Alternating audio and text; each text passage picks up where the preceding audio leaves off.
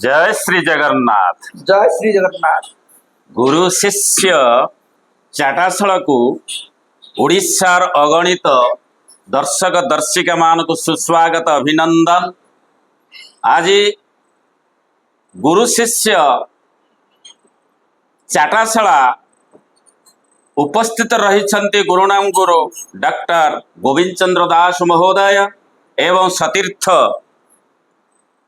Doctor Suresh Chandra Brar एवं मोर अनुजकल्प शिक्षक श्री निराकार स्वाई महोदय एवं मु निजे श्री गोदावरी बसंतिया। आज आमर चर्चा होची साहित्य। साहित्य को भित्ति करी मातृभाषा को भित्ति करी पिलामानंक मनरे एक अपूर्व नूतन ज्ञान संचार करिबा एवं सेमानंक मातृभूमि प्रति मातृभाषा प्रति ममता जागरण सृष्टि करिबा होची आमर परम सौभाग्य एवं चिंता चेतनार प्रतीक एवं आजिर विषय वस्तुर महात्म्य आपरे कौन निराकार भाई कहबे? हाँ, ओडिया भाषा होची आमर मातृभाषा।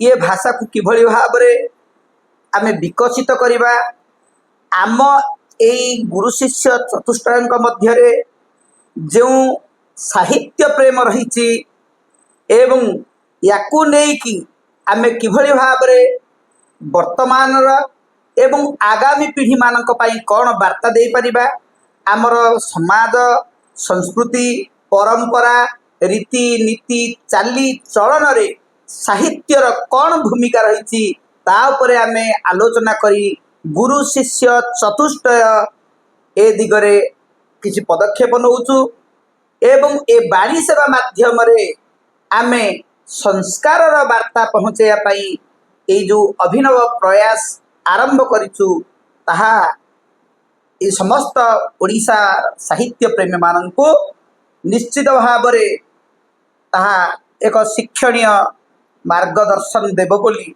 हमर आशा एवं विश्वास। वर्तमान गुरुदेव पाखु जीवा। हाँ, गुरुदेव साहित्य विषय किछि टीका टिप्पणी दियो। साहित्य जहाँ आम सहित सबुबले अच्छी एवं आगकू मध्य रहिबो।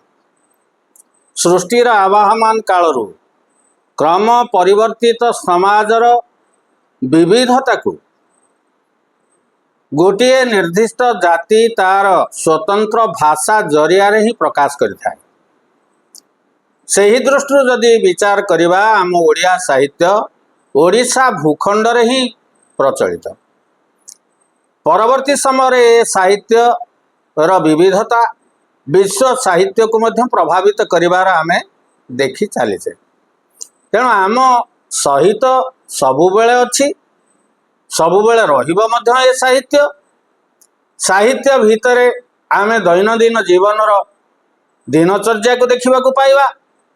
गोटे जातिर इतिहास तार भूगोल तार अर्थनीति तार राजनीति तार नीतिशास्त्र तार सांस्कृतिक परंपरा एवं तार सामाजिक चलनीर वैचित्र ही साहित्य भितर आत्मप्रकाश करिथाए। यही साहित्य समाज को संस्कार करिबा पई विभिन्न समय रे वार्ता प्रेरित करिथाए। तेणु साहित्य को नहीं सामाजिक दृढ़ता सामाजिक प्रगति एवं समाजर विविध क्षेत्र रे हित साधन करिवार कौशल निहित थाए। धन्यवाद गुरुदेव। अति सुंदर भाव रे साहित्यर कथा परसी दैछंती जहा कि आम हृदय को अत्यंत स्पर्श करिछि, बहुत आह्लाद प्रदान करिछि। आ उपरे आम निश्चित भाव रे आमे जीवा डॉक्टर सुरेश चंद्र बराड़ पाखकू जे आमर साहित्यर विभिन्न विभाग रही तथा एकांकिका गद्य रही पद्य विभाग रही एवं सर्वोपरि व्याकरण मध्य रही उपन्यास रही ये सब साहित्य नाटक नाटक मध्य रही कला साहित्य हो विज्ञान साहित्य हो धर्म साहित्य हो विभिन्न रुचिर साहित्य रही। वर्तमान आमे कौन गोटे कार्य कले ए प्रत्येक विभाग गुड़ाक प्रतिफलित हो पार समस्त हृदय को स्पर्श कर समस्ते अल्प बहुत ज्ञात सार को आसवे समस्ते जानीपारे ता उपरे आपण टिप्पणी दिंतु। साहित्य हूँ समाज दर्पण बोली आम कह तेरे गुरु शिष्य चतुष्ट से साहित्य को नहीं गोटे अभिनव प्रयास कर कारण समाज रे परिवर्तन केवल एवं केवल साहित्य आनी धन्यवाद। साहित्य भितर जेहेतु सबू विभव भरी रही ज्ञानर जेते शाखा अच्छी सबू शाखा साहित्य भितर ही अच्छे और साहित्य द्वारा से परिप्रकाश लाभ करे तेणु आम साहित्यटा को नहींचे मातृभाषा साहित्य सबुठ मुख्य जोटा को टूल कह अस्त्र हूँ मातृभाषा से मातृभाषा ओडिया को आम नहींचे एवं सबुठ बड़ कथा हूँ आम जो कुनी कुनी पिला माने साहित्यर जो उन्नति करे से माने क्या करेंगे धीरे धीरे बर्तमान जो मोबाइल जुग होगा एथिरे धीरे धीरे पिला माने मातृभाषा ठार दूरे जाउछन्ति साहित्य ठार धीरे धीरे दूरे जाउछन्ति ताकू रक्षा कर आम चेष्टा करूँ जे से पिला मानक पाखरे आम केमती साहित्य को उत्तम ढंग से पहुँचे से गुरु शिष्य चाटशाला जरिया आम एलकेजी रु पीजी गोटे प्रोग्राम नहीं मातृभाषार शिक्षा साहित्य जरिया आम एलकेजी रु पीजी पर्यंत से जो पाठ्य खसड़ा अच्छी ता सहित आमर जो पर्वपर्वाणी दैनंदिन जीवन में आम जहाँ पालन करचे विज्ञानर कथा संघर्षर कथा सबू कथा तार भीतर आम परिवेशन करवा एवं ये जो चैनल आमर गुरु शिष्य चाटशाला ये चैनल जरिया आमर अगणित जो माने साहित्य प्रेमी अच्छा से पाखे आम ये परसी देवाई गोटे चेष्टा चलू। धन्यवाद डॉक्टर सुरेश चंद्र बराड़ बड़ भाई निराकर भाई।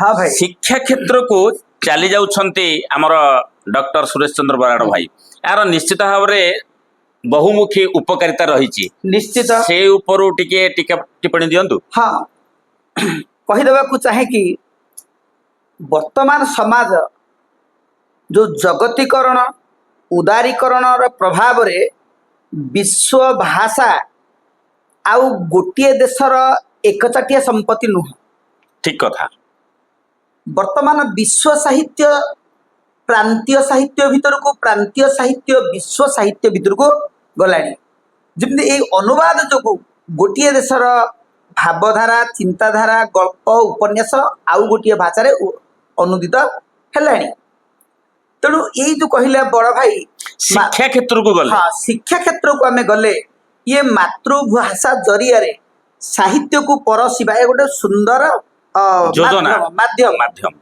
कहीं ना जो ज्ञान कथाटी कहले ज्ञानटा ही भाषार ही सृष्टि ज्ञान थिले कौशल आसीब कौशल आसिया पूर्व ज्ञान थिबा दरकार ज्ञान ही भाषा माध्यम रे आसीब सेइति आमर तो गंगाधर मेहर कहिथिले ज्ञानर जनक भाषा अटे सीना जनमी न पारे ज्ञान भाषा बिना ज्ञान आदौ हो पारिबनी आ भाषा को भाषा ना जो भूखंड रे आमे अच्छे जो भूमि रे आमे बसवास करुचे सेटा होची से हमर मातृभूमि एवं मातृभूमि रो लोक माने कहउथिबा भाषा मातृभाषार उन्नति पई ए जो गुरु शिष्य चाटशाला साहित्यर अग्रगति पई जो हमर प्रयास निश्चित भाव में स्वागत योग्य पदक्षेप। ताले आपण निराका भाई कहउछन्ते जे गोटे व्यक्तिर हौ किंबा गोटे गोष्ठीर हौ हाँ भाई जो कलात्मक परिवेषण घटुची अन्य व्यक्ति पाखरे बा अन्य गोष्ठी पाखरे ताहा होची साहित्य। हाँ। ताले साहित्य गोटे उत्कृष्ट माध्यम जाति जाति मध्यरे देश देश मध्यरे व्यक्ति व्यक्ति मध्यरे अत्यंत गोटे सुसंपर्क स्थापन करुची विभिन्न क्षेत्र रे हाँ तेणु गोटे निबिड़ता गोटे श्रृंखला हाँ परस्पर को बांधि रखुची। हाँ भाई ताहाले आमे आमर बड़ भाई सुरेश चंद्र बराड़ कहि सारलेनी जे एलकेजी रु जदि आमे पीजी पर्यंत ଆମର ମାତୃଭାଷାକୁ ଆମେ ପରସି ଦେବା ବିଭିନ୍ନ ଶୈଳୀରେ ବିଭିନ୍ନ ତରିକାରେ, ତାହେଲେ ପିଲାମାନେ ବହୁତ ଉପକୃତ ହେବେ ଏବଂ ତାଙ୍କର ମଧ୍ୟ ପରୀକ୍ଷାରେ ଭଲ ପ୍ରାପ୍ତାଙ୍କ ରଖିବେ ଏବଂ ସଭା ସମିତିରେ ଭଲ ବକ୍ତୃତା ଦେଇପାରିବେ ଏବଂ ସଭା ସମିତିରୁ ବକ୍ତାଙ୍କର ବକ୍ତୃତାକୁ ଉଦ୍ଧୃତ କରିପାରିବେ, ଯାହା ଫଳରେ କି ଆମ ମାତୃଭାଷା ଶ୍ରେଷ୍ଠତ୍ୱ ପ୍ରତିପାଦନ କରିପାରିବ। ତାହେଲେ ଏଇ ଆଶା ଏଇ ଆକାଂକ୍ଷା ରଖି ଆମକୁ ଅଗ୍ରସର ହେବାକୁ ପଡ଼ିବ।